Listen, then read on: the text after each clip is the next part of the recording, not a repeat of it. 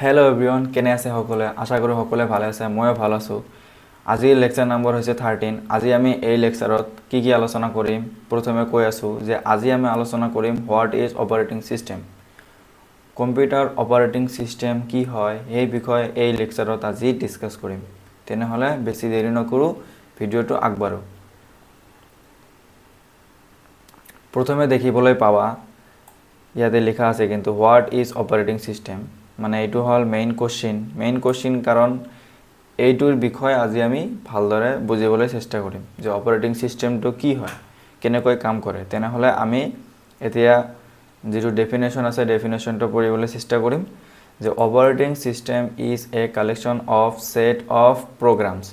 যে অপাৰেটিং ছিষ্টেমটো হৈছে বহুতকেইটা প্ৰগ্ৰাম জড়িত হৈ আছে তাত, আৰু which manage all the resources of the computer system.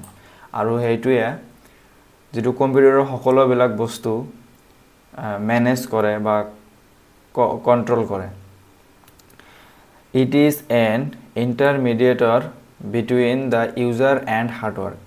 এইটোৱে মানে ইউজাৰ আছে যে ইউজাৰ আৰু হাৰ্ডৱেৰ যে আছে, হাৰ্ডৱেৰৰ মাজত এটা কমিউনিকেশ্যন তৈৰি কৰি দিয়ে। ধৰা এটা এক্সাম্পল, এজন ইউজাৰ ইয়াতে আছে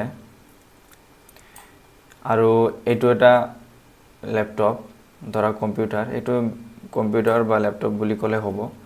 ধৰি লৈছোঁ যে কিবা এটা আছে ইয়াতে, ধৰা লেপটপে আছে। তেনেহ'লে যদি সেই ইউজাৰজনে ডাইৰেক্টটো যিটো কম্পিউটাৰৰ ভাষা আছে এইবিলাক ভাষা বুজি নাপায়, কাৰণ এইবিলাক হ'ল হাই লেভেল লেংগুৱেজ থাকে। হাই লেভেল লেংগুৱেজ সাধাৰণ মানুহে বুজি নাপায়, কিন্তু সাধাৰণ মানুহে কি কৰিব?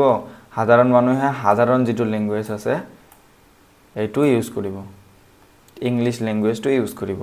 কিন্তু কম্পিউটাৰে আকৌ ইংলিছ লেংগুৱেজটো বুজি নাপায়। তেনেহ'লে কি হ'ব? যিটো OS আছে আমাৰ অপাৰেটিং ছিষ্টেমটোৱে আমাক এই ইউজাৰ আৰু হাৰ্ডৱেৰ যে আছে হাৰ্ডৱেৰৰ মাজত ভাল এটা কমিউনিকেশ্যন তৈৰি কৰে। OSটোৰ মাধ্যমে আমি কমিউনিকেট কৰিব পাৰোঁ কম্পিউটাৰ আৰু ইউজাৰৰ লগত। তেনেহ'লে ইয়াতে OSটোৰ বহুত এটা গুৰুত্বপূৰ্ণ কাম আছে। এতিয়া আমি কেৰেক্টাৰিষ্টিক্স অফ OS মানে অপাৰেটিং ছিষ্টেম কি আছে এইবিলাক আমি পঢ়িবলৈ চেষ্টা কৰিম।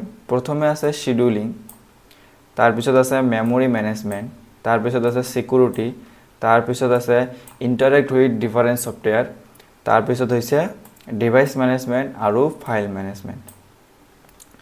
এইটোতো বুজি পাইছে শিডিউলিং কি। তাৰপিছত মেমৰি মেনেজমেণ্টতো বুজি পাইছে। ছিকিউৰিটি, যিটো যে আমি যে এটা কম্পিউটাৰ ইউজ কৰোঁ তাত যে বহুত ধৰণৰ ফাইল ৰাখি দিওঁ বা বহুত ধৰণৰ ডাটা ৰাখি দিওঁ, সেইবিলাক কিমান % ছিকিউৰিটি থাকে বা কিমান % ছিকিউৰ হিচাপে থাকে সেইখিনি কিন্তু প্ৰথমে আমাক বুজাই দিয়ে বা কিবা ইনফৰমেশ্যনৰ দ্বাৰাই আমাক জনাই দিয়ে। সেই ছিকিউৰিটিটো আজিকালি বহুত কম্পিউটাৰত মানে হাই ছিকিউৰিটি প্ৰভাইড কৰি দিছে। তাৰপিছত হৈছে যে আজিকালি বহুত ধৰণৰ ছফ্টৱেৰ আহি গৈছে আৰু ছফ্টৱেৰবিলাক অট'মেটিক অপাৰেটিং ছিষ্টেমৰ জৰিয়তে কিন্তু অট'মেটিক আপডেট মানে হয় আৰু কি। যদি তুমি আপডেট দিব বিচৰা নাই তেনেহ'লে তোমাক পাৰ্চনেলি মেনুৱেলি তাত অফ কৰিব লাগিব। তেনেহ'লে যিটো অটো আপডেট আছে এই আপডেটটো বন্ধ হৈ থাকিব। তাৰপিছত হৈছে ডিভাইচ মেনেজমেণ্ট।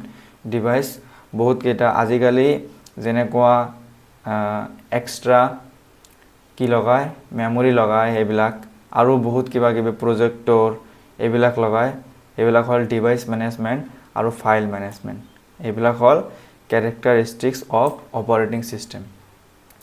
এতিয়া আমি আলোচনা কৰিম টাইপছ অফ অপাৰেটিং ছিষ্টেম, যে অপাৰেটিং ছিষ্টেম কেই ধৰণৰ হ'ব পাৰে।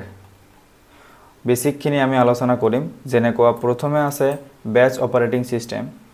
ইয়াতে কিন্তু OS মানে অপাৰেটিং ছিষ্টেম, এইটো শ্বৰ্ট ফৰ্মত লিখা আছে। এইবিলাক হ'ল OSৰ ফুল ফৰ্ম হৈছে অপাৰেটিং ছিষ্টেম। তেনেহ'লে 2 নম্বৰটো কি হ'ব? Time sharing operating system. তাৰপিছত 3 নম্বৰটো হৈছে ডিষ্ট্ৰিবিউটেড অপাৰেটিং ছিষ্টেম। 4 নম্বৰটো হৈছে নেটৱৰ্ক অপাৰেটিং ছিষ্টেম আৰু 5 নম্বৰটো হৈছে ৰিয়েল টাইম অপাৰেটিং ছিষ্টেম। তেনেহ'লে আজি আমি ইয়াত কি আলোচনা কৰিলোঁ? প্ৰথমে আমি ডেফিনেশ্যন পাই গ'লোঁ যে হোৱাট ইজ অপাৰেটিং ছিষ্টেম।